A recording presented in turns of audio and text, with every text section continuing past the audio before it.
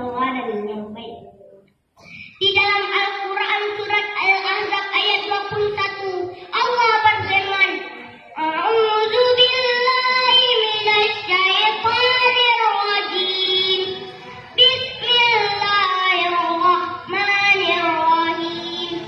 Laqad kana lakum fi Rasulillahi uswatun hasanah liman kana yarjullaha wal yawmal akhir wa dzakarallaha katsiran, yang artinya sesungguhnya terhadap pada diri Rasulullah itu terdapat suri tauladan yang baik, yaitu bagi orang yang mengharap rahmat Allah dan kedatangan hari kiamat, dan dia banyak menyebut nama Allah.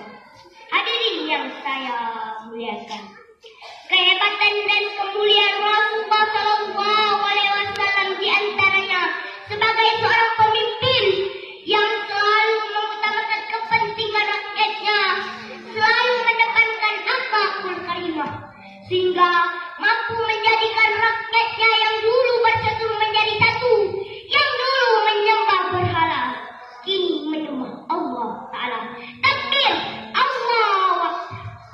Untuk meneladani Rasulullah dalam aspek pemimpin, paling tidak ada dua kriteria yang wajib ada pada seorang pemimpin.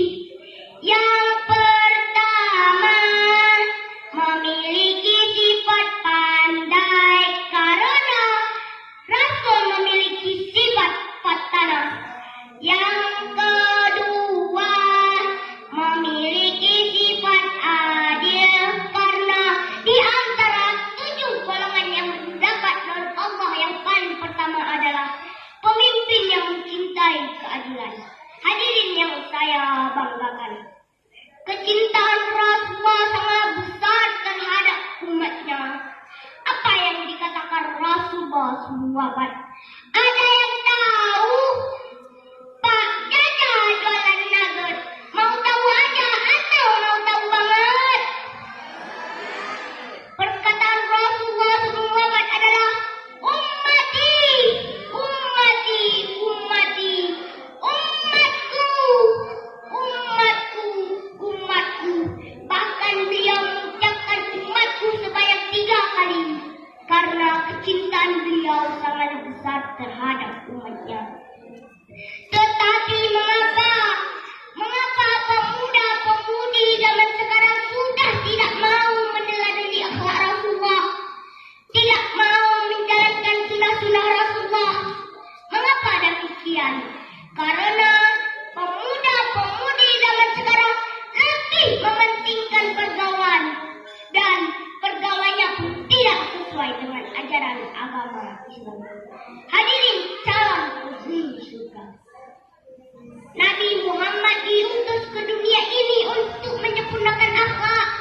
Maka jadikanlah akhlak kita dengan akhlak Rasulullah jadi satu hati, satu jiwa, dan satu tujuan agama Islam. Mari bersama kita bangkitkan semangat kita untuk bisa meneladani akhlak Rasulullah, seperti di depan menjadi tauladan, di tengah ikut membangun, dan di belakang ikut menolong, sehingga tercipta